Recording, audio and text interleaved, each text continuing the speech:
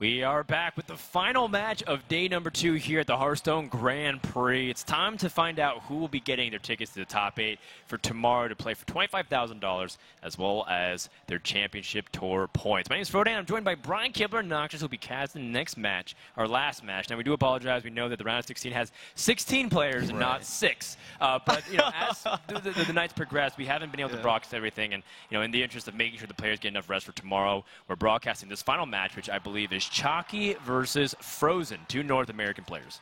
Yeah, these are 2 pretty well-known players coming in. Frozen was the #1 seed going into the preliminaries for the America's Championship last season. Yes. And Chalky's a very well-known player who made it all the way to the championship, though he did fall short there. Yeah, one of the things that I love about this tournament is that Chalky is not playing anything aggressive. In fact, his entire lineup is basically a heavy control lineup, which is not something expected from the player, but it's nice to see that he's doing so well with it. I mean, we've seen him play Priest in the past, not necessarily to great success. It's just nice to see something a bit different from him. Yeah, because I remember specifically when Anti-Keelbot and Sludge Belcher were being rotated out, he was talking he was memeing on social media a lot about how he's going to find a way to face hunter somebody, no matter what it takes. Yeah, I could kind of think he said something like, no matter what it takes, I'll find a way to smork.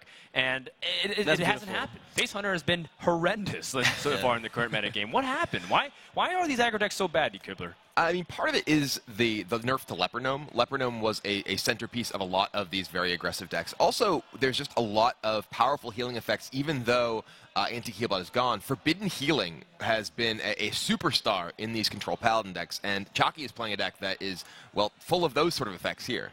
Now, we do have some other mysterious decks as well. Frozen has hyped up to Noxious that his mage deck is out of this world. It's crazy. Yeah, but it was banned. However, apparently it's been banned. Let's take a look at the class list and show you guys that Frozen. Okay, well, first of all, we're showing Frozen's list. His mage was banned. I'm sad.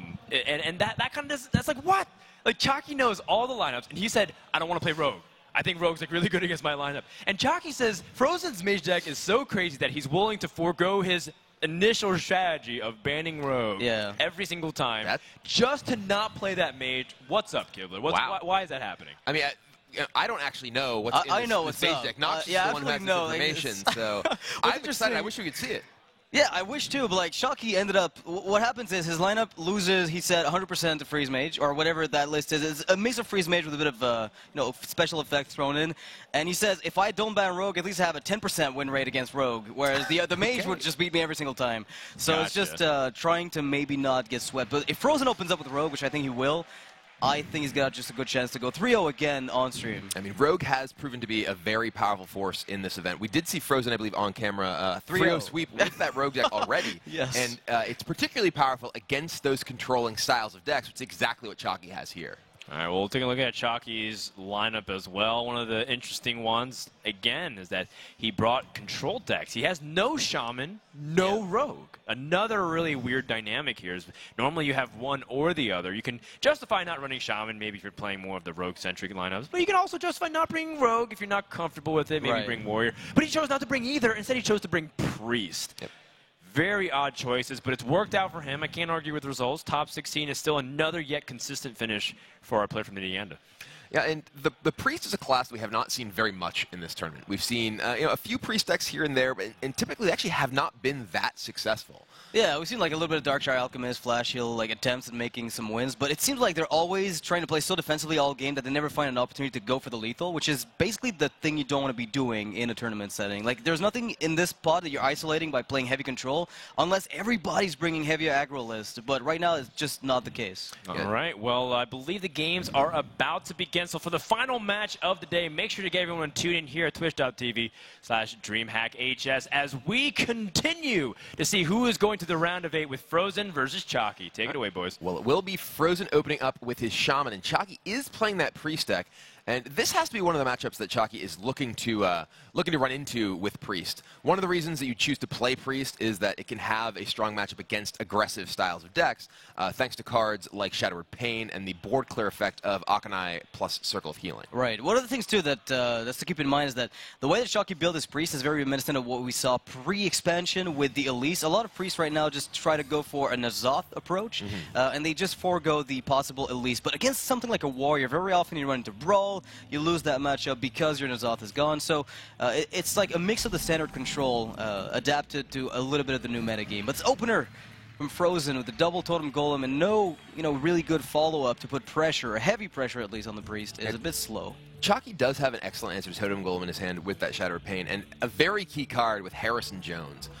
The card out of the Shaman deck that serves to put the most pressure on the Priest is really Doomhammer. Right. And Harrison Jones is just the best possible answer to that card. Yeah, so Totem Golem is notoriously difficult to remove from the board, unless your Priest, with the Shadow Word Pain is as optimal as it's going to get.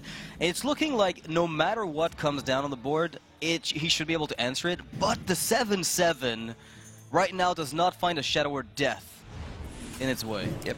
Chalky does have Entomb, but Entomb is a bit slow to deal with a 4-cost 7/7. It's excellent dealing with large minions late in the game, but is not so efficient at dealing with early big threats. Yeah, I can imagine now that Frozen is debating playing the Totem Golem number 2, since he's thinking, well, I really want to get that 4-drop on turn 4, and if I just Totem, it's a bit weak. Maybe he's got Think from Below in the deck to justify it, but if he doesn't, then Totem Golem just feels like an auto play. You really can't, afford sitting on it for too long. And now Chalky has a couple of options here with the coin. He can choose to play the coin and get Akanai, Elise, or Shifting Shade in play. He could also just play a Pyromancer or just pass the turn. The threat of the Totem Golem just continuing to hit him for damage is, a pretty big deal. Obviously it's only 3 damage per turn, but he doesn't want to fall too far behind minions in play in terms of his removal effects. Yeah, I feel like if he had a Circle of Healing in hand, he could afford to get a little bit greedy, given that he has a solution in the Akanai. But right now, his entire game plan hinges on a Doomhammer coming out, him taking it out because his opponent relied on it, and that was going to be the end of it. But based on this, he can't just sit back and be greedy. And the reason you choose to play Akanai here is specifically because Akanai threatens to remove the Totem Golem by itself in combination with your hero power next turn. So Frozen has to...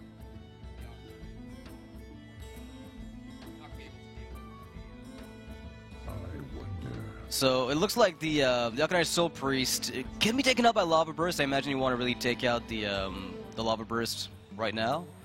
I mean, if you don't use it, then you're going to just run in trouble. But you're going to be overloaded a lot. I mean, coming on turn 5, and there's really no follow-up to it. So it looks like Brian is muted. Oh, there you are. Welcome back. I was briefly sapped because we had audio issues. You were but I'm sapped. It's fine. The thing is, you're not the caster everybody wants sapped, which is really amazing. That's the amazing thing. That's the amazing thing. All right, well, No Lava Burst. Okay, so he really wants to get that 7/7 out as soon as he possibly can. And this also allows him to still develop a couple of minions, keep the 2 minions on the board. He is able to use the health of that Totem Golem as a resource. Rockbiter is not really a resource that's particularly valuable in this matchup unless you do have that Doomhammer. You're not really using it to kill small minions like in some other matchups. Yeah, one of the things here is that Chalky might be hoping that if he plays Doomsayer, it'll do the job that he wants it to, but there's so many cards that exist. You expect it to die to a variety of things, in which case, is playing for the board with Elise Starseeker simply better. Wild Pyromancer right now not finding a spell to accompany it to wipe the board off. You've got no Holy Nova, no Excavated Evil set up at the moment. The Elise here does threaten to contest both these minions. He could just play Pyromancer and Doomsayer. Sure. This is a play that I think, and it looks like that's exactly the play he's going for. Yeah, I like that. And this is a play that a lot of players don't really tend to make. They'll think, okay, well, I don't want to play a minion alongside my Doomsayer because I don't want it to die when my Doomsayer goes off. But what this does is give Chalky a board that actually is meaningful if Frozen does kill Doomsayer. So now Frozen not only has to deal with the threat of the Doomsayer, but if he invests so much of his resources into that, he still has the Pyromancer to deal with. Well. Right. So it's like 2 fronts. You can get one or the other. Either you kill my Doomsayer and you leave me with the Pyromancer, or you kill both by spending a ton of resources and possibly not it being worth it in the long run. So, and even with 5 open mana, it's pretty tough unless you're expending. I mean, Doomhammer would do it. Yeah, I mean, Doomhammer would be fantastic here, though Chalky does have the perfect answer in his hand with Harrison Jones as well. So that's probably why he's not too worried about it. He says, I play this. If a Doomhammer comes out, then I'm still in a great spot because I get the draw. 6 cards on the back of it, and I'm probably happy afterwards. I mean, in Frozen's spot here, I mean, he could spend a lot of damage killing this Doomsayer, and it looks like that is, in fact, what he's going to do. He's going to fire off Lava Burst, take out the Doomsayer, and trade in the Totem Golem. So now Yeah, he's overloaded for next turn, and Chalky's still just sitting with 30 life. Yeah, he's got 30 life, but one thing to keep in mind is, more importantly, he got to his turn 6 with Entomb to deal with any big threat that might come out in the form of minions, because he doesn't have Shadow or Death.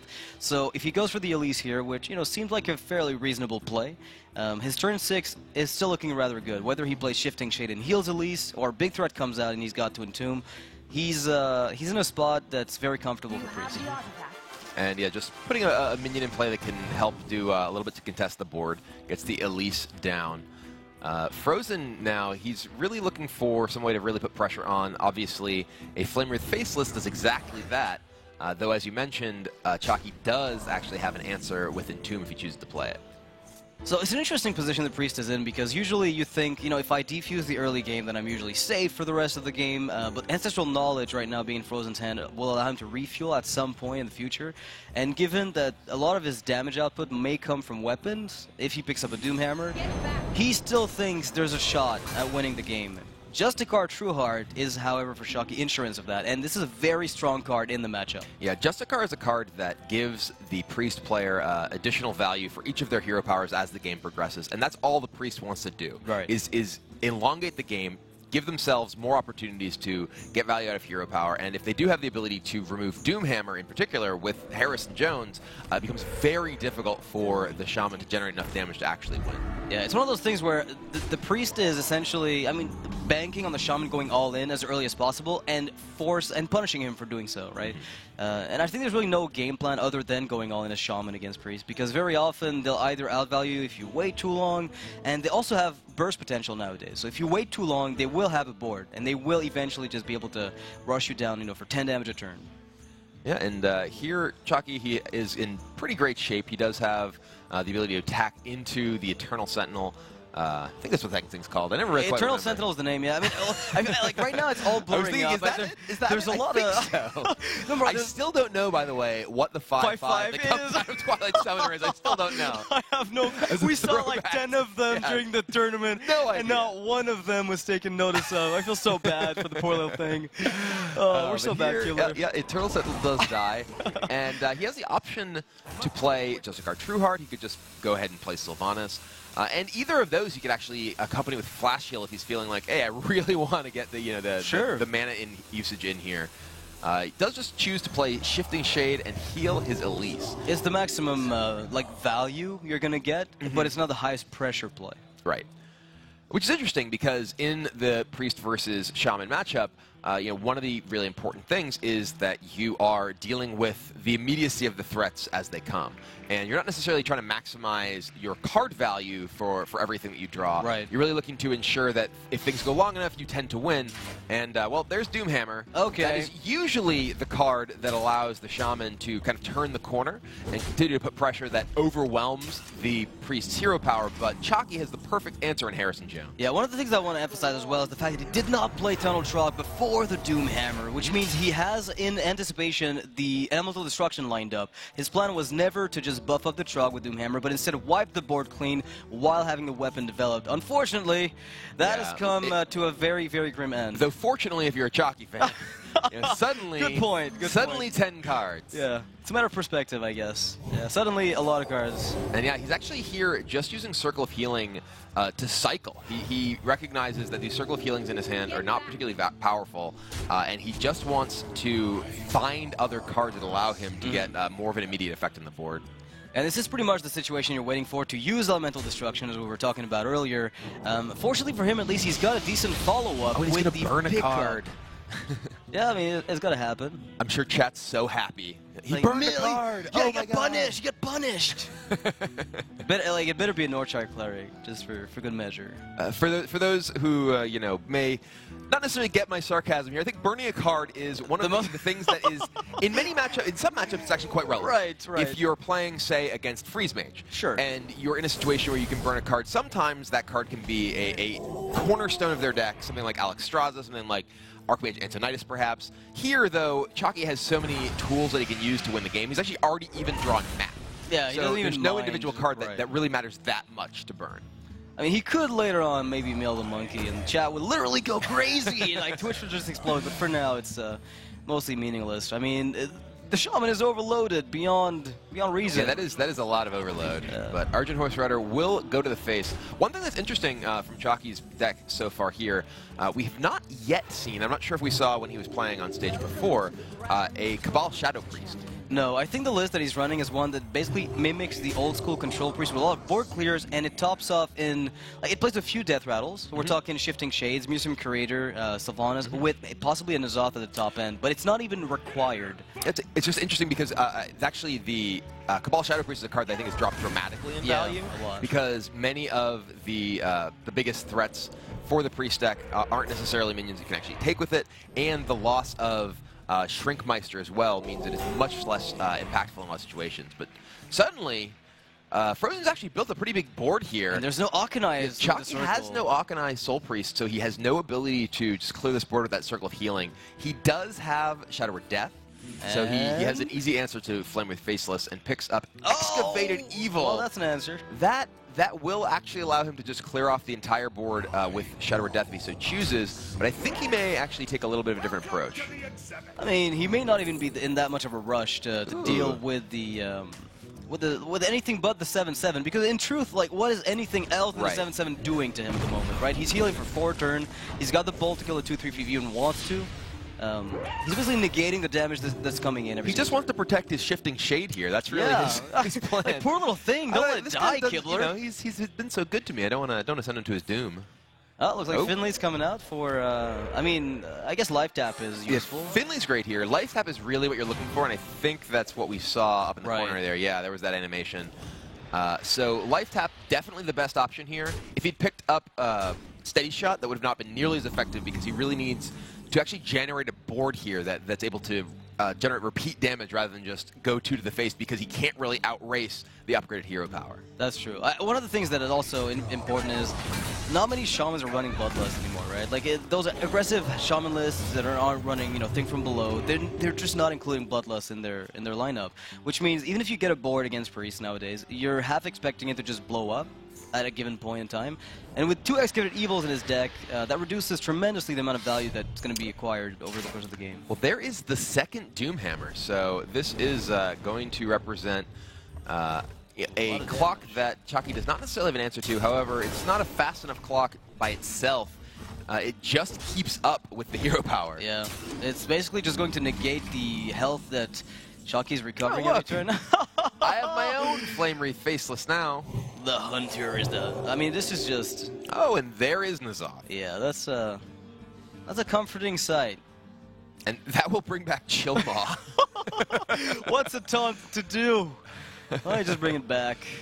You know what would be good if he picked up a dragon with Curator like Deathwing, the Dragon Lord, and then I've done that. I picked Deathwing even when it's totally the wrong card. It's right. Like, I gotta take this. I think I'm contractually bound to take Deathwing. Oh, there it is. It's the Faceless Destroyer. Oh, it's called. We've learned. Faceless Destroyer is the name, Kibler. Thank you, Museum Curator. You have taught us well. It was about time we picked on that. Yeah, now we know. Another Faceless to remember. I don't think I'll be able to do that. There's too many Faceless things. Well, Evil. Yeah, there's not all that many faces around. There's too many of them. There it is. Frozen will concede. Wow. Chalky with the WoW BM. I like it. I like it. That was an impressive amount of damage you dealt to me this game. It looks something like you 5. You tried so hard to beat me, but it just didn't work. This is such a shocking thing to do. So the Priest will stay. The Shaman is gone. And I think that Shaman is a class that Chalky really built his lineup to beat.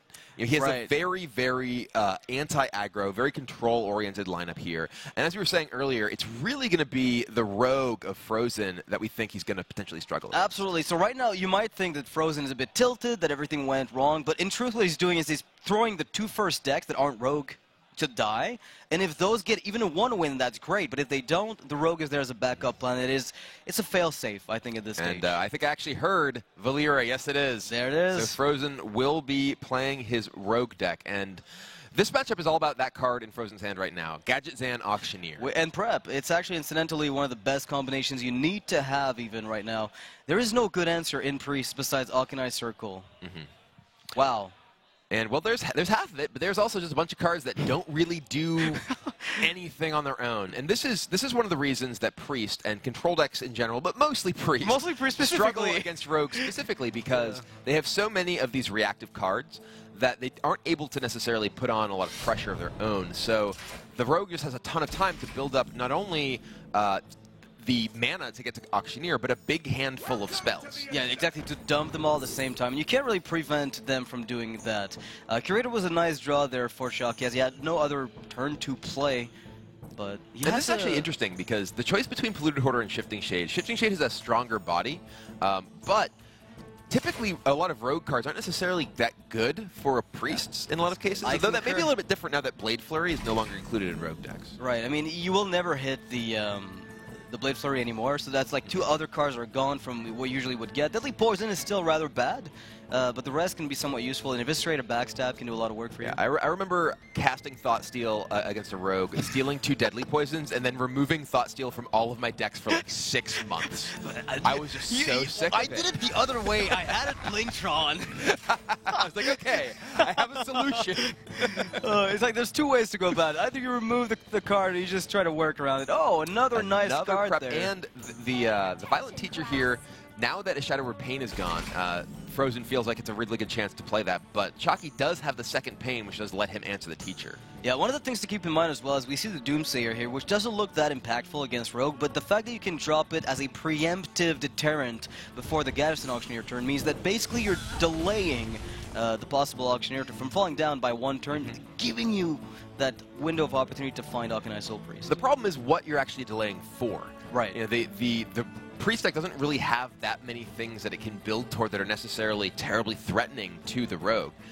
You know, you can potentially try and build really late in the game to get to that N'Zoth turn that maybe is finally something that's actually threatening. And yeah, Chalky does just play that Doomsayer. He wants to just ensure a clear board as he passes the turn. So one of the things to notice here is the possibility of Wild Pyromancer with Circle and Power Shield and Coin represent 3 damage on the Auctioneer. So if he plays 3 spells, he just needs to find another form of AoE to complement the Pyro. And basically discard his entire hand. Right, you lose everything, but you Power Shield, you cycle a little bit. It's true, it's true. Yeah, maybe Shifting Shade even gets you a 0-cost spell to top it up. Ooh, fancy. All right, he's just going to go ahead and heal that up, buff it with the Powered Shield. So he's built himself a Yeti. Yeah, and if I have to be honest with you right now, this Garrison Auctioneer looks like it's just going to go to town. This is an amazing hand to just pull the trigger on. Sapping a 4-drop against Priest feels very good. And if he wants, he can actually even just, you know, prep Fan as well and continue his card draw run here, building up another big hand in case this is dealt with. Yeah, I have nothing against that. I feel like that's definitely a reasonable option. Given that you have no other card draw in your hand right now, no Azure Drake, it comes down to your Gadget's hand. If this dies to any type of Arcanine play, whether it's Flash Heal. Yeah, he is going to go ahead and just prep Fan. I assume Fan. He could possibly play something else. Nope, it's going to be prep Fan and draws him 2 cards thanks to the trigger and the Phantom Knives effect. Yeah, we have to remember, though, now there are no more preparations. There is no more Hail Mary at the very end of the game that might somehow save him from a top deck. So if this Auctioneer is dealt with in any way, it's going to be a bit problematic. And right now, however, you know, Chalky does not have a good way to clear Auctioneer from the board. He did pick up a Powered Shield, but as you mentioned, he was 1 short of being able to potentially Pyromancer that away with those 3 spells. Yeah, he would have had to not play the Powered Shield on the Shade on that turn. He would have had to hold on to it to use 2 of them back-to-back if he picked up the second one on the Pyromancer. But that's it's a big gamble to take. Oh, and he wouldn't have even had the second Powered Shield at this point either. Well, he would have drawn it from the Pyro, yeah. He would have, but he didn't know that at that point as well. Absolutely. Cleric is actually an interesting draw. Right. It does potentially give him some ability to do some card draw of his own next turn. But it's a little bit slow here, and that Auctioneer is going uncontested and will draw Frozen a lot of cards. This is one of the scariest things as Priest is, you know the Rogue has a hand full of things, whatever they are. You have no answer to the Auctioneer. You might not even be able to deal with it on the following turn, after this one. So you're not even out of the woods, assuming you live through this one. So without the Arcanine Soul Priest, you're not going to be able to deal with it. There's his buddy. Yeah, so if the first one is gone, I want to take up the mantle. I have a question though about the when you're building your Priest deck, you don't build it ever to beat Rogue, is my assumption, right? No. It's probably not a part. Like it's never a part of your discussion. Oh hi. I mean, sometimes when you're playing on ladder, when you're playing in a tournament, your priest is not what you're bringing Big Rogue. But playing on ladder, there were definitely times when I would have like a Harrison and a Lotheb in my priest deck. I see. And it's like, okay, I want to give myself a chance here. Or you're playing a particularly proactive version of priest because that's the best way to pressure those rogue decks. You don't just give them the time to build up to the auctioneer. Yeah. So basically, this is like as we can see here, the fact that he got a win in the first place against Shaman was somewhat expected, but this is Frozen's game plan coming into action. Yeah, the rogue deck is what we expect Frozen to lean on primarily this particular match because Chalky's lineup does not match up well against it at all. Yeah, there's a lot of lines of play here you can take if you're Frozen. The question, of course, is what is the win condition? Are you relying on a Shadow Step on that Leroy? Are you playing double Cold Blood without Shadow Step? Are you running Emperor Thorson?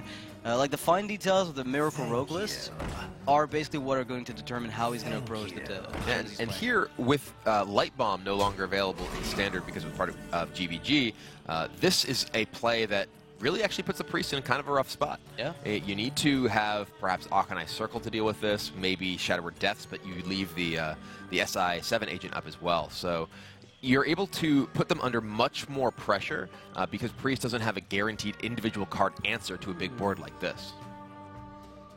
Yeah, the Azure Drake, was that from Shockey's deck specifically? It was. Yeah, that came off the Shifting Shade. I didn't really mention it, but that came out of the deck from Frozen from the Shifting Shade.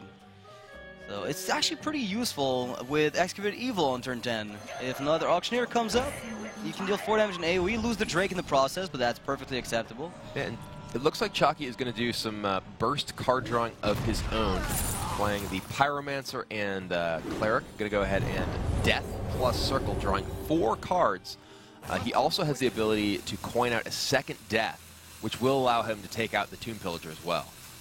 Yeah, so as we can see here, the Excavate Evil with the Drake. I'm sure if the Auctioneer comes out, I have no doubt that Shockey will try to pull the trigger on that. The issue is if he's going for, I was going to say, using the coin right now, then this Auctioneer will not be contested on that exact turn. A little bit tricky. Yeah, well, that's a lot of spells in Frozen's hand there. Ooh, and Conceal as well. That means, I believe I've actually seen, has Chalky played both of his circles now? The first one was not used yet. Okay, so he's actually only, that was just the first circle. There is still another one with Akanai. No Embrace But right the now Shadow. he has neither an Akanai or a circle in his hand. So a Concealed Auctioneer is something he'd need to find multiple cards in order to answer. Yeah, the coin that he played there, to kill the the coin that he ended up playing after the entire sequence there, I expected him to keep with the Drake for Excavate Evil to get it on turn 9, assuming the Auctioneer were coming down right now. That would give an answer there, yeah. But it would have left up a Tomb Pillager, but maybe that could have been worthwhile. But it will be coin into a lot of things with a lot of minions with a Conceal, likely on the right target. Card draw here with the Toxin, nothing damage dealing. At this point, I feel like card draw is almost unnecessary. He's eventually going to see the bottom of the deck. Yeah, he chose to coin before playing Auctioneer. So he actually chose not to draw that additional card in order to not potentially risk, overloading his hand with the Toxins. Yeah, right now there's no amazing play for Shockey. Not this turn, at least. With 12 cards left in the deck, finding what he needs off the top is very unlikely. So the Drake does not look too appealing. I wouldn't be surprised to see something like Sylvanas self-heal, flash heal, and you hope for that Drake excavated for the follow-up. Just going to go ahead and excavate it right away. Okay. It clears some of the damage off the board. Certainly, if you expect Cold Bloods, it's scary. Ouch, that is a lot of damage. Yeah, Frozen has the ability to do quite a bit now. Getting another turn with yet another Auctioneer. There's another Eviscerate. Okay, so let's just look at the damage output. I see 12 from just the 2 spells. I think it's 3 damage spare part right there with Leroy on top. We're looking at 21 damage right here, and now looking at 25. Burns his Shadow Strike. Who needs that? Yeah, it's actually one of his most useless cards at this point, actually. Yeah. Go ahead and Cold Blood. Well, he doesn't have the burst kill here, right? He's actually he's like really close. He has 8 plus 12. That I don't think is Fate Leaf the damage one. I actually can't tell from the picture. It's a 3 attack, yeah, from what I remember. Okay. It's a 3 attack, so it's not the 2 damage. Right, it is the 3 attack that you put on the. Fate Leaf is a stealth one. Sorry, I lied. It's the Conceal. Oh, okay. So yeah, he's a little bit short there. So he does have damage, damage coming. Oh, there's another Cold Blood. Well, that will But help. That, I think, is 5 plus, yeah, it's 12. Still a And little another bit 3, short, so one short. One short.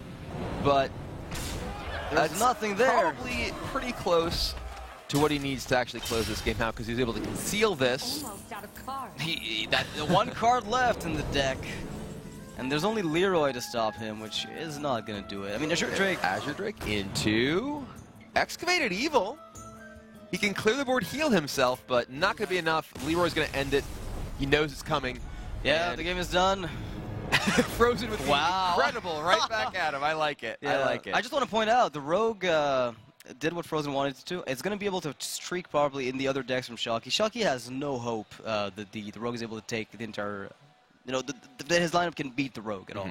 Yeah, I mean, Chalky's lineup, as we were saying earlier, it's very control-heavy, a lot of very slow decks. Yeah. And those are the decks that really just give your opponent the time to build up a handful of spells and use that Gadget and Auctioneer to really put everything together. Yeah, one of the things is Priest. Like, I feel like the Azure Drake pickup. I have to wonder that. I have to ask Shocky with hindsight when he reviews the match if he thought maybe pulling the trigger on the coin was necessary. Like the 5 damage from the Tomb Pillager, was it really that dangerous? It looked threatening, knowing Cold Bloods are in the hand and everything could just come out right away.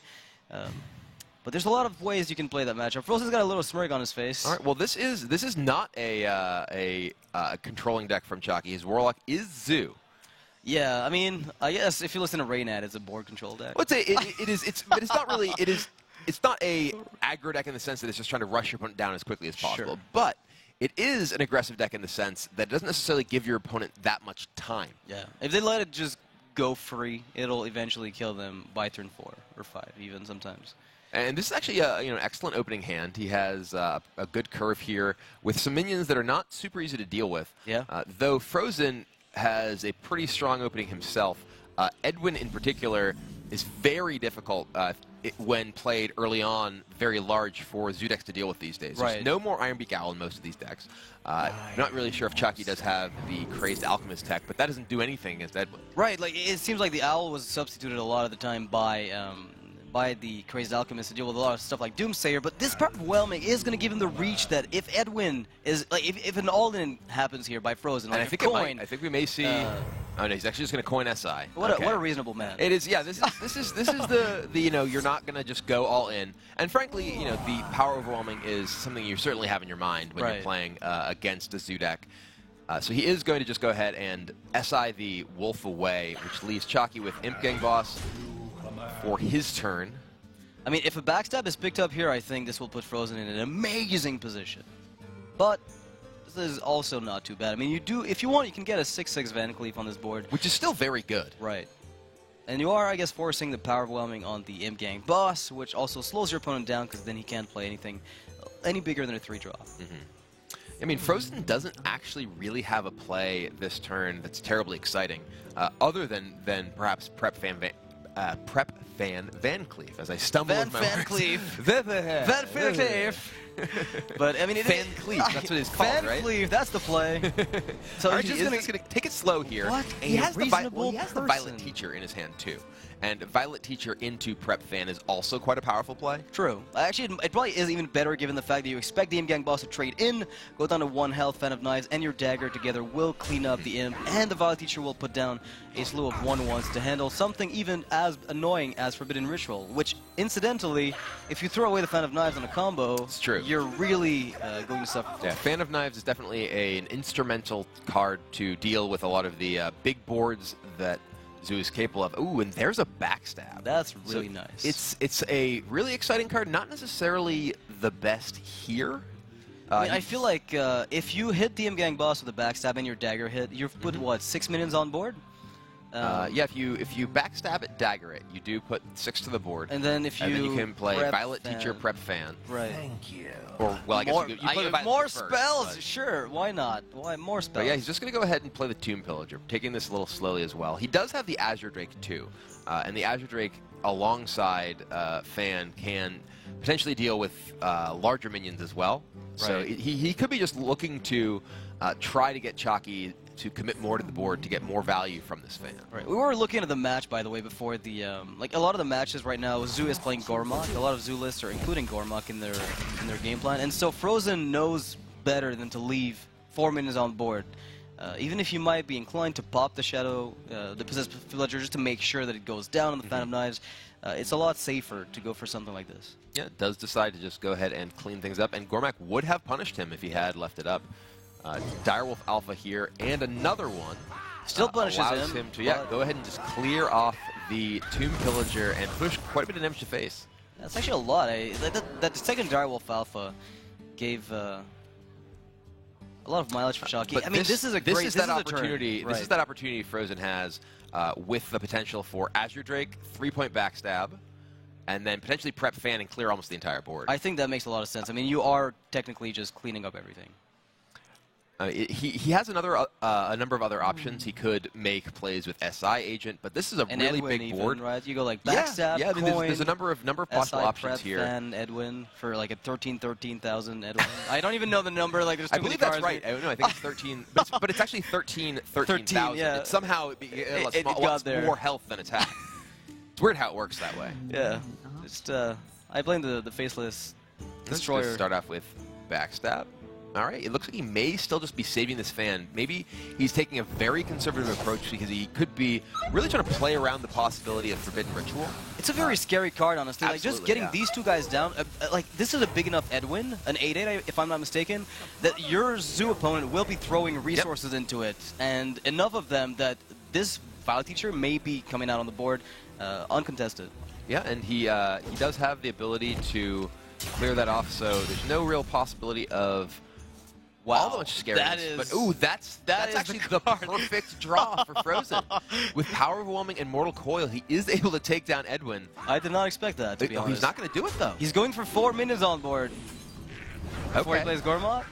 Yes. All right. That is a way to do Yeah, it. he finds the Possessed Villager, which lets him actually play Gormok, if that's what he's looking for, just to the face. He's not even going to go do anything to try and clear this Van Cleef. Yeah, he realizes this Van Cleef will have to spread itself very thin to deal with my board. It's true. So it will have to just damage itself. I don't have to make the trade for them. They will have to do it. But the prep is going to enable a Shadow Strike to kill Gormok without any damage being dealt to Edwin. Pay attention, Yeah, he could class. prep, kill the Gormok here. It's going to go ahead and give him a 1-1 and clear off Frozen's biggest threat. Yeah. Or rather, Chalky's biggest threat. I'm ready to learn. I mean, honestly, I feel like Shockey's not too far off of a win there. I mean, the 1-1s are very resilient on the board right now. They can't quite be cleared off easily. A Doomguard top deck, a Leroy Jenkins is really bringing him on the brink of the victory. I mean, Frozen, though, he has an 8-8, and the Violet Teacher continuing to generate more minions. I'm curious where he's going to send this Van Cleef. Yeah. If he attacks the face, he's not really doing much to really advance his cause of just trying to get to the later stage of the game, but 8 damage is a lot. One of the things, too, is, Sea Giant isn't a problem right now because of that 8-8. It's true. So the more you waste his damage away into minions, the easier it is for them to remove before they drop a Sea Giant, which suddenly you can't answer without a sap. So this is putting it like a 2 to 3 turn clock. He on did your not opponent. want chat to tell him he missed 8 damage. He didn't miss. That was really his primary motivation there, I think. Of course. Defender Vargas is a nice draw for Chalky here. It does let him at least stem some of the bleeding from that 8-8. He could potentially pick off these 1-1s, but that Fan of Knives would threaten to punch through his entire defense if he did that. Well, it's an interesting spot for Shocky because, again, he's got the option of ignoring the Van Cleef like he was I doing mean, I expect earlier. he just goes face here. Yeah, That's what I fully. imagine we will see. He's going to go ahead and clear off the Violet Teacher at least. So this is kind of a half It's an in-between here. play. Yeah. It's a half measure because it does keep you safe from Phantom Knives. And, your damage top deck, Leroy Jenkins, again, Dark Pillar finding you some damage. Those are very impactful. And unless your opponent has some kind of AoE that's boosted up by spell damage, you're still in an okay shape. And Frozen does have this Fan of Knives, but right now the board is a little more difficult for him to actually clear with it. Yeah. He can't play Azure Drake and Fan at the same time. He only has 7 mana, so he has can't to actually attack get into the 2-2 with Edwin, then clear off the M-Gang boss with the 2-1-1s, and then Phantom Knives, right? Yeah, here Frozen is just looking to preserve his life total. That's his most important resource at this stage because that's really what's under pressure. He has a lot of tools to continue to generate resources as the game progresses. Ooh, prep if he actually had played Azure Drake, he he would drawn have prep. yeah, exactly, and it would have been an amazing spot. The Toxin could still be prepped if he's desperate for it.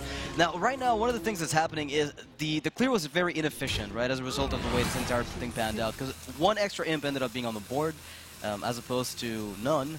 And with 4 damage on board, he's out of range of Power Overwhelming alone. But he is in range of Leroy. Exactly. And I think that's what he's looking for with this attack. He's going to go ahead and remove 3 damage from the board, puts him down to 9 life. But he has a pretty dominated board presence. And there's Leroy. Okay. So how much damage could that be? It could be 7 if everything went well, with the Knife Juggler hitting properly. So yeah, Frozen very astutely, playing to keep himself alive against the possibility of a Leroy draw. Yeah, you will be afraid, though, in Chalky's position, because, that 8-6, you ignored it. It was fine until it wasn't fine, and right now it's not looking great. But he's really close to finding a lethal. Power Overwhelming top deck, a Dark Peddler, picking up a Soulfire or a Power Overwhelming would also do it. Yeah, and he's looking at this damage here, and I think he's recognizing that attacking face just the increment of 1 isn't that important. Right. And Zaril represents the possibility of an attack that removes one of his minions that's threatening to deal damage. But it could also lose you the game because it adds 3 damage through exactly this. Well, That's, and then 6, I think 10, that's that's actually 18. just it. Yeah, I think that we have the Lethal. Toxin plus Eviscerate. Yeah. And you see shake of the head from Chalky there as the burst comes out. And his best hope here, his Warlock deck, gets taken out by the Rogue. Yeah, I mean, I feel bad for Chalky, but it was a lose-lose situation. You take out the Xariel to remove 3 damage, there's a possibility you give him 3. On the other flip side, you could also just give him a Stealth spare part, or a Shadow Step, which in this exact case did nothing. Yeah. So definitely a really rough spot for Chalky here. He is, with his back against the wall, he only has, I believe, his Paladin deck remaining. Yeah, and Frozen told me earlier that he felt very confident with his list as Rogue against the Paladin, because it's not running any type of gimmick, trying to run Shadow Steps and trying to get through taunts or a wall of, infested Taurens and Tyrians. He plays it very conservatively, that the Rogue deck, he doesn't go all in as soon as possible, and he recognizes when and how to use his spells most efficiently. All right, well, that's what we are going to be seeing here. It is Frozen versus Chalky. This is game number 4. Yeah, that is actually Frozen's possible ticket to just clearing. Yeah, Frozen is on match point here. He is able to potentially take down Chalky in this game with his Rogue deck. And as we were saying, this is a very favorable matchup for Frozen. Yeah. I also think he's very comfortable with the class, right? It's funny how, there's a lot of those names you recognize from as Rogue players. Dog right now and Super J's are probably the 2 biggest Rogue players out there. Used to be hyped. That we used to view as that, Kalento as well. But Frozen might add himself to this, this array of elite Rogue players. But the Ooze right there in Chalky's hand might come in handy at some point. The Ooze. Ooze is a card that's generally more effective against decks that have to actually spend cards to get their weapons. This is a deck that doesn't really care. Expend that many resources. It's not like when you were playing Oil Rogue and you'd sometimes be sitting back on a big weapon and an Ooze or Harrison could really kind of ruin your day. In this particular matchup, the cards that matter, and here it looks like Chalky may just be but I like it. playing it as a threat. It is great because that way there's no way. This is how little he respects Acidic Swamp Ooze against a Rogue. It's just a 3-2 to play on turn 2. But that's what it does best, because right now, at any point during the next 3 turns, Frozen is going to have to waste 2 mana delaying his own tempo, which is exactly the opposite of what Rogue is looking to do at any point. Well, this is exactly what you want to be doing against Rogue in general, is putting the pressure on them. Right. You need to actually be forcing them to react to you rather than just being able to set up their own game plan. Because Frozen here, he has a very powerful hand. He has 2 preparations. He has Tomb Pillager. He has Azure Drake. He has a lot of cards that are going to be extremely powerful if he just has the time to leverage them. Yeah. Now, what he's thinking around it out is like, do I prep out my SI7 combo and Phantom Knives for card draw? I mean, there are no, funky muster for battles anymore, so I will not need this Phantom Knives, at any point. That's exactly what he's doing. He has the 2 preps. He's just looking to cycle through his deck to potentially find a way that he can, load up to get to Auctioneer. Yeah, and I really respect that play, given that he's got a turn 4, and he's got a turn 5 as well. Without Auctioneer, all these coins and preps and backstabs mean nothing, so he's got to find it as soon as possible. There's a possibility that Chalky can somehow squeeze a win in this match. Yeah, I mean, he has a True Silver Champion, which does give him the ability, if he chooses, to just remove SI7 Agent right now. It's possible that he wants to hold on to that to potentially save the coin to be able to, Right. perhaps pressure with Karen Bloodhoof a turn early, because as we were mentioning, it's really important that he's able to actually put the pressure on. He does decide to just drop Doomsayer. Some it's basically what we've seen last game, which makes a lot of sense. Again, it's putting Frozen in a position where he either has to commit a lot of resources to killing the Doomsayer, or on the flip side, let it go off and then give the initiative to the Paladin. Last thing Rogue is looking to do. So, Shadow Strike, rather good card to deal with a Doomsayer. It's a very cheap investment. The problem is there's a lot of really premium targets in the Paladin deck for that Shadow Strike. Yeah, we see Frozen deep in thought here. He's debating, is it worth Shadow Striking this Doomsayer to keep my SI on board? I mean, he'd have to commit a prep almost, because he wants to get the Tomb Pillager out. Well, if he's going to do that, I think he almost certainly doesn't want to do it. But it's possible that he decides that he just wants to get that pressure on. I have to imagine against a deck like Paladin, though. Oh, wow, he is doing it. You must play the prep if you're looking to get that Shadow Strike out. Otherwise, this is kind of surprising to me, because my thought would be that against Paladin, they have so many tools to be able to deal with your early minions that expending resources like that to just try to pressure them on the board really leads to just playing into their game plan. Frozen now doesn't really have that big of a hand of spells if he does finally get to Auctioneer. Right, so what you're saying is basically Frozen could sit back for, say, 3 turns, probably, before the Paladin start putting pressure on him, and then maybe by that point, the Azure Drake will have drawn him, possibly the Auctioneer, and then from then on, use the prep in that manner. Do a lot more work. Yeah, I mean, I'm certainly no Miracle Rogue expert. Frozen, obviously has put up incredible results so far this tournament with this deck, but my thought in that situation is exactly what you just said. Yeah. That I think that you want to kind of just build up your resources and eventually get that big miracle turn. It's possible, though, that because Frozen doesn't actually have the Auctioneer in hand, that he's choosing to try and take a more aggressive route. Yeah, that's what we used to see a lot of Miracle Rogue players do, which is Kalento, we used to admire for his liberal play as Miracle Rogue, where he would just go all in, empty his hand by turn 4 with no Auctioneer against certain matchups, and it turned out to be the winning play against even decks like Paladin, because you had to get in on the board if your hand didn't look like it could have a lot of pressure. So I think this is exactly the style that Frozen is bringing. All right, well, we'll see if it works out for him. The True Silver Champion does remove the SI7 agent, and Karen comes down on the board. Yeah, another True Silver gets drawn as well. Yeah, he has, Chalky has the answers to deal with just the sort of normal minion portion of Frozen's deck. And there is Auctioneer. Right, and the Toxin is the Shadow Step one. All right, so he is able to use Coin, and then it looks like he's going to Shadow Step to protect that Auctioneer. I like the that Blood Thistle Toxin. Yeah, it lets him cycle a bit through his deck, and because of the cost reduction effect, allows him to potentially have a bigger turn with the Auctioneer in the future. Yeah, it's also a turn that the opponent simply can't stop. I mean, 6 mana makes the Auctioneer a little bit difficult to weave in sometimes if you have, very expensive spells and no more preparations, as we've seen. But given that he has no more preps, this Shadow Step makes... It's a pseudo-innervate, right? It's an investment into this Auctioneer. And now Chalky here, he has the card in play. He's able to answer the Zariel. Another Shadow Step. Another Shadow Step Toxin for Frozen. I think Leroy is going to get that one. And Chalky able to just go ahead and make a Silverhand Recruit. Not a lot of pressure here. Chalky's actually the one who's down to 18 life, and Frozen remains at 30.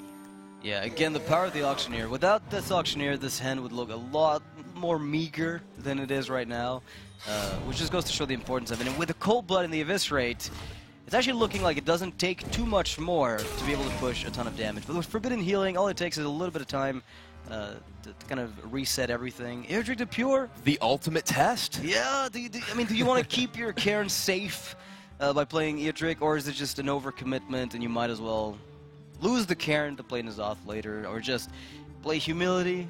Maybe that's fine. Keep Eardrick for when a Cold Blood minion and something else is on the board. I think it's tough to find a better spot. Well, I mean, there are a couple of options here. He has the True Silver Champion. He can just sword down the Azure Drake and keep making recruits here as well. I think that's like a Magic the Gathering that leaked through. Sword down something. You don't really have swords. I mean, Swords of Plowshares, right? I mean, sure, but you swords it gets out of there. I don't know. Yeah, You don't really attack things with weapons all that often in Magic. unfortunately. Attack people with dragons, yes. Weapons, no. Or, Sliver Hand Recruits. Sliver Hand Recruits? That'd be really bad. Whoa. Those would get serious with muscle recruits as well. Oh, I'm kind of digging this. So, basically, like right now, what Shockey's trying to do is just maximize his health total so he doesn't get caught off guard to a point where he has to use Forbidden Healing on a turn where he wants to remove the board. Right. If he has to use spells to remove the board when he wants to use Forbidden Healing at the same time, he's just in a really difficult spot. Yeah, and Frozen here, he has a lot of choices this turn. He could go ahead and use his Auctioneer, fire off the Shadow Strike to kill Karin, still has potentially the ability to actually just return it to his hand. Does decide to just fire off Backstab here, so it won't be Shadow Strike that takes this down. It does. I actually don't mind this play. It's pretty good because if you Deadly Poison to kill the Karin, for instance, the Bane, sorry, my bad. You have 3 mana left over, and you can either play your Shadow Step again, to conserve the Auctioneer if you want to, or play Edwin to get yourself a really big minion on board. It's going to be a 6/6 at the moment, if I'm not mistaken. That is probably going to change the game plan. Yeah, well, he's got to assume. Yeah, I imagine we're going to see just a conceal here, and this playing Edwin here would just open himself up to the combination of quality plus consecration. Absolutely. And by just concealing the Auctioneer, he sort of forces Chalky's hand that he wants to be able to deal with this. Oh, well, I feel like this is we actually last just saw year. Chalky like kind of sit up in his seat there. I hate this, but I and love here this. it is. Ragnaros comes down. Who is the insect? Oh, that was huge. That was a massive turn there for Shocky. Ragnaros taking out that Auctioneer not only removes the Auctioneer from Frozen, but also leaves the threat of Ragnaros to potentially just close out this game with fireballs. I think we can't undersell the power of this play. And it used to be that basically it came down every single match that I remember back, like a year and a half ago, it came down to Ragnaros versus Concealed Auctioneer.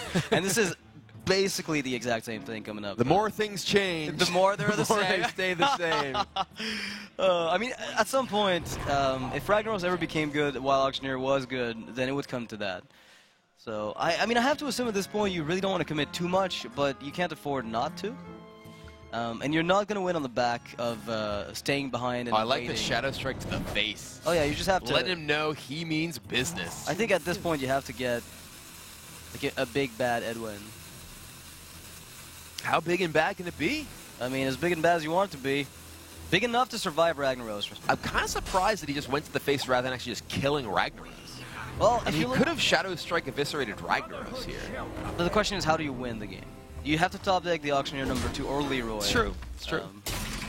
So the play to win, maybe this one. Okay, this might be very discouraging. I mean, there's a Spellbreaker in Chalky's hand. He has the immediate answer to Edwin right away. I mean, he also could just put him to the ultimate test. Yeah, I mean, there's so many options. What you can do as well is just go the old school route of let me not just worry about this, and I play Equality Consec, let my Rag hit your face for 8, then you have to do something about him, and then I keep going with N'Zoth, bring back my Karin Bloodhoof. We can actually just Spellbreaker and Consecrate and save Equality if he really wants to as well. Oh, that's right, because you just remove it. You He make it can into a leave his 2/2. Ragnaros totally unscathed by the Equality and clear his opponent's board and develop the Spellbreaker. And that, Actually, I like that's what he's gonna Equality do. Consecration, and you silence your own Rag, and then you go face rage. Oh, he's actually But not that's going to bother with Consecration, saving his combination. Kodo and Rag, he knows what to do. This is just a 1/1 on board. He but goes this is, face. This is one of the opening opportunities, though, for some kind of win, though, coming from It's true. from Frozen, because he's got the double Cold Blood, double Eviscerate, and the spell damage on the board with the Teacher, so he can empty his entire hand, push damage. How much damage is that? That's I see a I total believe of it is 18, 19, 20, this including turn. including the dagger here. And a lot of 1/1s. Yeah, that actually does create a pretty substantial board for Frozen and pushes a ton of damage. Yeah, I mean, at this point, all he has to do is top deck Leroy on the back of this. Even if the board is cleared, unless there's a healing, some healing on the back of it, Yeah. you might be able to get away with the game. I mean, this was a game that was looking like it was just going to run away in Frozen's favor here, but that Ragnaros was absolutely huge, and now we're going to see Violet Teacher, Eviscerate, Cold Blood. That is a lot of damage. Yeah, it looks like he'll be on 3 health at the end of the sequence from what we calculated. So Leroy Jenkins is an out. I don't think there's anything else in the deck that would, however, deal damage at this point. Although at this point, if he just goes face here, does Equality Consecration True Silver just win the game? Equality If Consec, everything so goes face, 4, puts Chalky 3, down to 7. 3. You're right. So that I actually- believe, yeah, That is By it. the holy light, equality, Oh, wow. consecration, sword your face, rag your face. Chalky wins. I don't He understand. takes down the rogue with his paladin, Who needs thanks True to the Silver? power of Ragnaros. Not even the Light Lord. Yeah. Just a Fire Lord. Light Lord wouldn't have done almost anything that game. Wouldn't So- have killed that auctioneer. 50-50 to win or lose. Sometimes it comes down to really ballsy gambles. Yeah, sometimes, you just got to figure out, are you an insect? Oh, you, there, die. One of the things that I like about Ragnaros is just it creates those moments where like both players fully know what can happen. Oh, yes. But one of them just gets completely demolished because there's RNG that isn't necessarily that impactful. Little toss. What toxin you get sometimes doesn't matter too much. But Ragnaros versus Auctioneer is one of those classic cases of absolute disaster for one or the other party. All right, well, we had been saying that we thought that this was going to come down to Frozen's Rogue just taking apart Chalky's lineup, but now Frozen's down to his last deck that has to take down Chalky's Paladin. Right. And I believe, was it... Oh, it looks like we're actually going to be waiting for Chalky, taking a little bit of bathroom break. I was going to say, we're going to be taking a bathroom break. I don't think that's happening. No. Chalky's- We do, however, have an update from the other match that was our backup match. Vins did defeat Pavel 3-1. So there's a lot of names that we don't know too much about, like Billy. J. Billy B ended up in the top. Yeah, there. man, he actually really performed very well in that match. I was pretty impressed. He was, especially in the first game against Just Saying, where he was behind dramatically in that Warlock game, Right. and was able to come back and win. That was a great example of. So Warlock what play. I actually my notes here fell apart. I stopped with Frozen here. What is Frozen's last deck? We have His Shaman was banned. his Shaman was banned. No, was not Shaman banned. was not sorry. banned. Right. His Mage was banned. I know he had a Warrior in the lineup, but that was. Warrior is in fact his last deck. Is left in the list because his Mage got banned by Chalky. The Rogue somehow ended up losing. Yeah. And, I'm really curious to find out what's in this Mage deck, because if Chalky felt like he had a better chance to beat Miracle Rogue with his lineup than this Mage deck, it's got to be something special. I know it's got a Malagos in it. Okay. And there's something else that I'm forgetting, but it's just Malagos just right now isn't something you expect too much of. And what it does is basically turns Freeze Mage from, the whole I'm going to burst you down from 30 hoping that I can do it with Blood Mage Dalnos. Instead, you can use the Blood Mage in the mid game to clear with maybe a Blizzard or even Cone of Cold for great value, and use the Malagos as a combo piece with Emperor without worrying too much about losing your only source of spell damage. Okay. All right. Sounds reasonable. Enough. Malgus the Dragon, I approve. But Chalky, it sounds like, is getting back to his seat, so we should be getting back into the final game, which will be Chalky's Paladin against Frozen's Warrior very shortly. So I don't know what type of Warrior Frozen is playing. We know that he's playing Rogue because he's 3-1 with it. We saw the Shaman earlier, but we see nothing else from him we actually so have not, far. at least on stage, seen Frozen's Warrior deck in action. So we've seen quite a few different types of Warrior here. What do you think the best matchup for Frozen would be, Warrior-wise? I would say Control Warrior, just the basic one with Double Brawl, because N'Zoth is usually the type of deck you go all in with. You try to just get a full board flood, and if you have the Double Brawl in the deck, then you defuse that N'Zoth. I don't know. The Justicar Trueheart, and we see that in Chalky's opening hand. Cthulhu Control! Yeah, this is going to be a very heavy controlling match here. We are looking at Control Warrior with Cthulhu, as that Ancient Shearbear suggests, against the N'Zoth Control Paladin deck from Chalky. So break out your resident sleepers and chat. We're going to be going in for a long one. It's going to be an interesting one, though, because one of the things that the Cthulhu deck does for Warrior is it gives you a little bit of... It's a small twist that adds a crazy win condition, right? And against Paladin, if they end up having to use their Equality Consecrations, Equality Pyromancers in the mid-game, because, it's nothing to scoff at. Twin Emperors, the Ancient Shieldbearers are rather bulky minions, and if they have to use a removal on that, then suddenly Cthulhu ends up being pretty impactful. Yeah, I think, though, that the Paladin deck is just so well set up to exchange resources with the Warrior deck. We saw even Chalky kept Justicar Trueheart in his opening hand. Full well, it's a win condition. He recognizes that this is going to be a game that comes down to each of us trying to exhaust each other's resources. And Justicar Trueheart is one of, if not the best card that does that in Paladin. He has the ability to present these powerful threats, Tyrion, Cairn, all these things that require multiple effects to remove, and back all those up with N'Zoth in a long game. I have to feel like Chalky's favorite. Yeah, I mean, the Justicar Trueheart is the big twist in the whole thing, because we've seen a lot of N'Zoth Paladins not include Trueheart. And against Warriors, that is reducing your win rate by a substantial amount, because you're guaranteed almost to see all the cards in your deck over the long period of the game. And if you see all the cards in your deck, and Justicar is, somewhere in there, then the earlier you get it, the better off you'll be against Warrior. Yeah, and these minions here, the Silverhand recruits, they may not hit very hard individually, but they add up quickly, and they can start to put a serious dent in the Warrior's armor and really force them to use their resources to deal with it.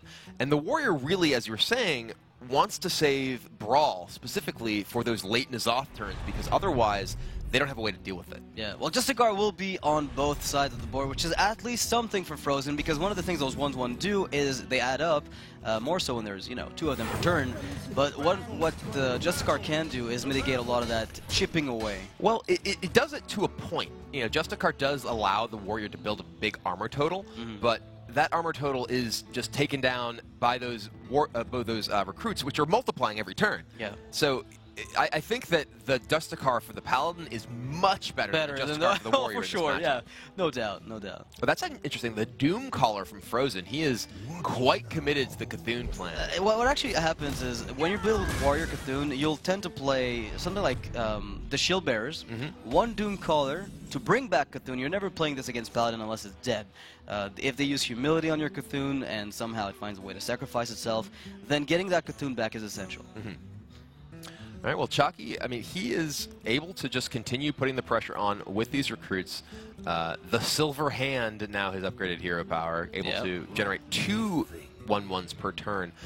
And really, this is, again, a sort of situation where the onus is largely on the Warrior player, because the Paladin can just keep marching with these recruits every turn. Yeah, absolutely. One of the things that, and this is a matchup that I think a lot of people have forgotten, because a long time ago, it was a classic. Back in the era of Naxxramas, it came down to, Kel'Thuzad Paladin Sky Golem in the Paladin matchup, facing off Control Warrior, very greedy with Ysera, but ultimately the Paladin won every single time, thanks to Humility Kodo, Equality Consecration, Equality Pyromancer, and most importantly, the Hero Power button. That was pretty much their biggest win condition. Yeah, now, this is just, the onus, again, is on Frozen to do something. While Chalky, I got a full board. I'll just keep attacking. Yeah, I'll just keep spawning 1/1s, and that's it. I'm not doing anything else. He might be considering here not playing the hero power again. It's possible that he actually doesn't want to fill his board, so he does leave himself the option of playing Tyrion next turn or something like. So here's the thing: if he ends up using the hero power, what Frozen will do is take the 3 health deficit for as long as he can. Right? Until he then has to pull the trigger. Well, it ends up being a 5 health deficit until he plays Justicar. Right. Well, so, I imagine if he plays Justicar, then he gets to attack minions in and kill Justicar. And trade, probably play like an A-drop alongside. And Chalky's just going to go ahead. It looks like he may just be choosing not to use his hero power this turn. Oh, no, he is going to go ahead and fire it off. Full board of recruits. It's kind of sad that they're actually mismatched. This is the sort of thing that totally throws me off. He had a golden Justicar, but he is not a golden Paladin. I don't like that. Which I'm actually, it's totally unbalanced. I'm really uncomfortable right now. I mean, given that, Paladin for the longest time played aggressive decks, and if you were a golden Paladin, you were probably a secret Paladin, and thus, not deserving of respect by the community. Then maybe it feels better as a viewer right now if this Paladin is just not golden, but gets there by the end of the season. And this is, a weird spot where Chalky actually has 10 cards in hand. He has to play something. He's just going to go ahead and attack with the True Silver, play another True Silver, and keep going. I mean, as long as you're dealing damage to this Warrior, you're happy. Everything is still working out for you. And again, Frozen is just scared. If I play anything, Ragnaros comes down, Tyrion comes down. I'm not ready for this. And now it is Tank Up versus the Silver Hand. Blood to Icar was right there to enable. I really hope Chalky trades off the ones on the left that aren't gold. I hope please, he does. Chalky, yes. Yes. Oh, thank God. Oh, there it is. Our Lord and Savior. I feel so much. Yes, the crowd cheers for Chalky trading up the mismatched recruits. Thank you. Thank you, Chalky. You're the best. I imagine you see Tyrion come down here, right? Well, if he does play Tyrion here, he runs the risk of losing a charge of his sword. Is just going to go ahead and play Ragnaros. Just not Frozen enough armor, has nothing in play, and Ragnaros just goes to the face for 8. Yeah, the downside of Ragnaros, I guess, is the fact that it's a very temporary minion. You expect it to die. Well, if actually, it doesn't die, I mean, look at Frozen's hand. he can deal with it, but it commits a slam. He can. Yeah, it's a lot of resources. But yeah, this is not the the easiest removal here. Yeah, what I like about Elise, by the way, now we're spotting Elise in this Cthulhu deck, which a lot of people will be a little puzzled by, is it wins you those matchups against, say, other warriors, which, if you're running Elise only against Cthulhu decks, you tend to die or lose. If you run Elise, like, if you run Cthulhu without Elise, then you lose to Elise. But if you play both, then you beat the Elise deck. You just got it all. Yeah, you just, like, have every single win condition. And yeah, we see here Chalky again with just this full hand. He can remove the Cthulhu. And it looks like it is going to be Tyrion coming in. The Cthulhu. I think that's what it's called, right? That's what it's called. all I ever hear about it. So. That's all it says. All right, and Chalky with the Tyrion here does leave Frozen in a position where he's facing down suddenly not just an army of recruits, but the boss himself. Yeah, it's pretty tough. We see here Sylvanas looking really appealing. He's got Cthulhu and the ability That to... is such a sad Cthulhu. Yeah, I mean, you almost need to play Cthulhu's Chosen here just to get that 10-10 Cthulhu to get the Ancient Shield Bearer. What I want to know is whether or not Frozen is running Brand. Because a lot of, those decks try to run Brand, not only to double buff Cthulhu, but because the Shield Bearer gives you 20 health. Yeah, the number of times that I was just last week playing a Hunter deck and ran into Cthulhu Priest, and they played Brand into the heal 10 thing when they were like 3 life. I was like, it literally happened 2 games in a row. And I was like, you got to be kidding me. You're just gained 20. Yeah, that's just unfair. You think Healing Wave is consistent? Oh, well... All right, well, Sylvanas comes down. And Chalky has to be concerned about the possibility of very little now that he just drew a Spellbreaker. What I was going to say he needs to be worried draw. about the possibility of Brawl or something like that. But with the Spellbreaker here, Chalky can just eliminate the threat of Sylvanas pretty much entirely. How much damage does Chalky He's actually pushing have? 10 right now. Actually, Assuming he eliminates Sylvanas, he's pushing 10. Yeah. If he doesn't kill her, then he's pushing 15. He actually could just Spellbreaker and ignore Sylvanas if he really wanted to. I really like that. I would expect, though, given that he has Tyrion in play, he can use the True Sylva to get rid of it and just push everything else to face. I mean, you're still getting Ashbringer through Brawl, so the biggest worry here is he plays Sylvanas and then he ignores my board, and then he brawls me and I'm I'm done. just going to go ahead and send the minions in. He does get to refill with the Silver Hand here. This also does make his board better against Brawl. Yes. Because he has 2 substantial minions and then 2 small minions. If he had left his board full of small minions, Brawl would be more effective, leaving him with something insignificant. He picks up the Beckoner of Evil, which isn't exactly great, but it is 10 armor that he direly needs right now. He's going to pop the shield, get himself a 2-2, and all of a sudden he's got a board, which wasn't the case just a turn ago. Blood to Ichor removes the Divine Shield, so that does mean that there's no free trade available for Tyrion on the Ancient Shield Bearer. However, I don't think Chalky's too bothered by this, given the hand that he has. I mean, look at Chalky's hand. He has everything. Yeah, literally.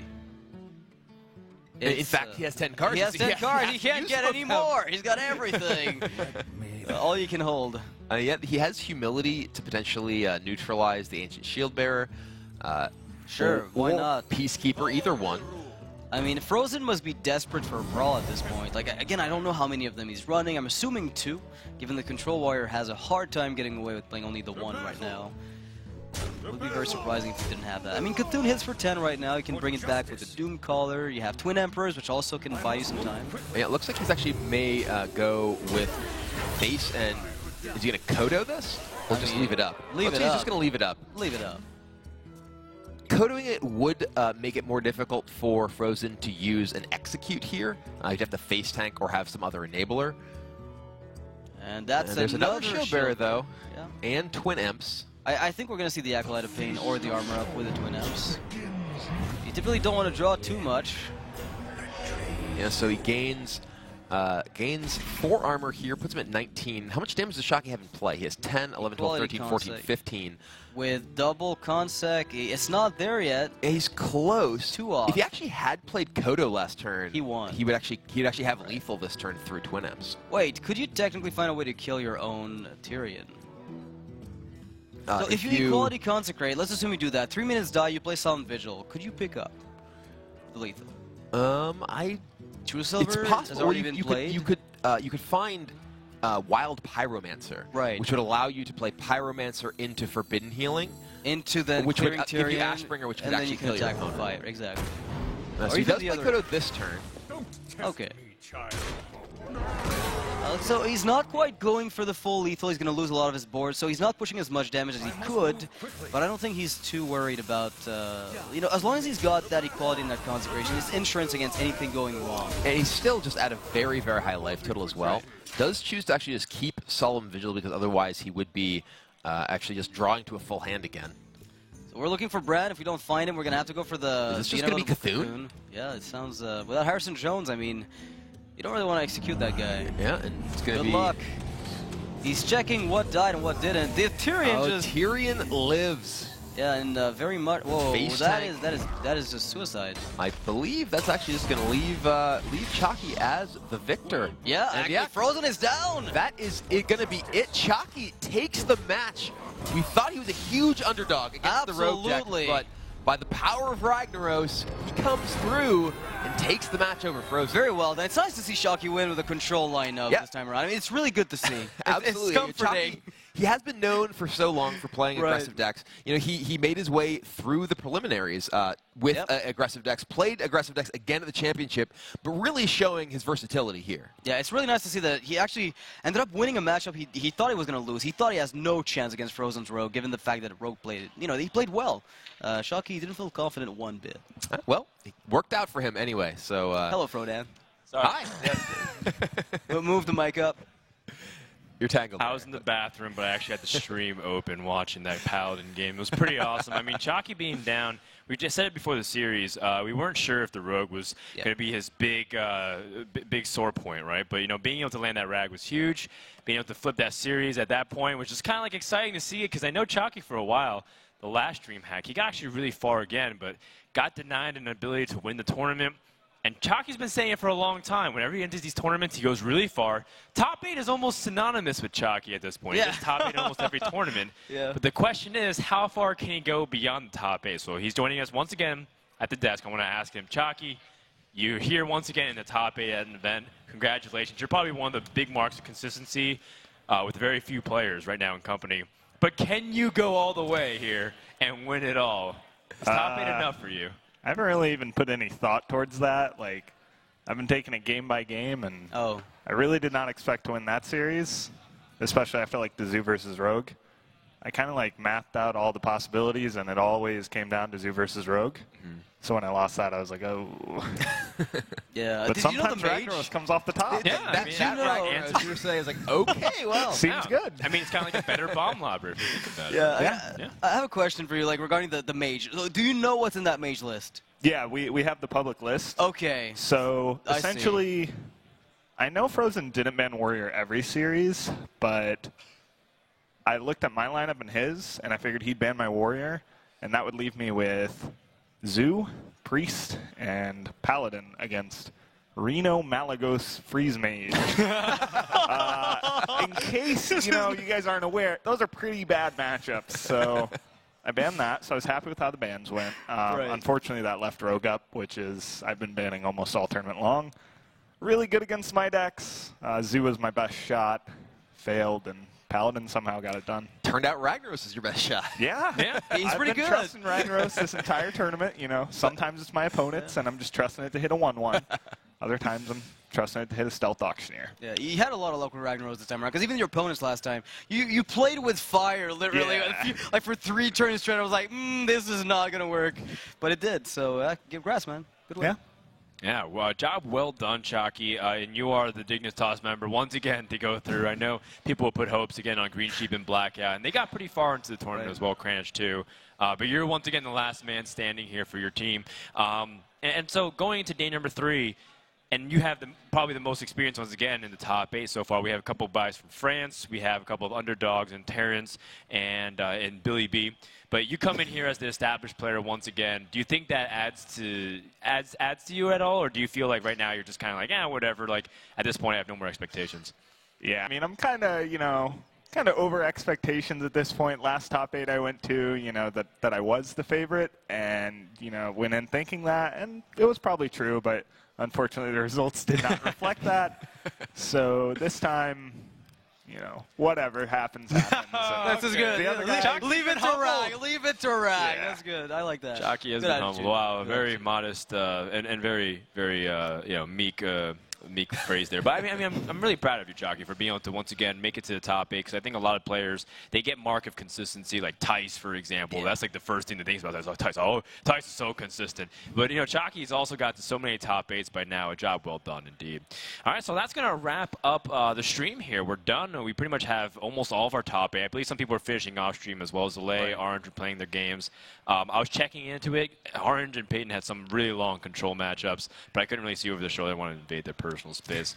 We can update you guys about what's happening too, but we've had a really fun journey so far. Tomorrow we're going to start off the broadcast at 10 a.m. Pacific for our top 8, and we're just going to play all 7 matches all the way to the grand finals through and through for $25,000 as well as up to 50 Hearthstone Championship Tour points.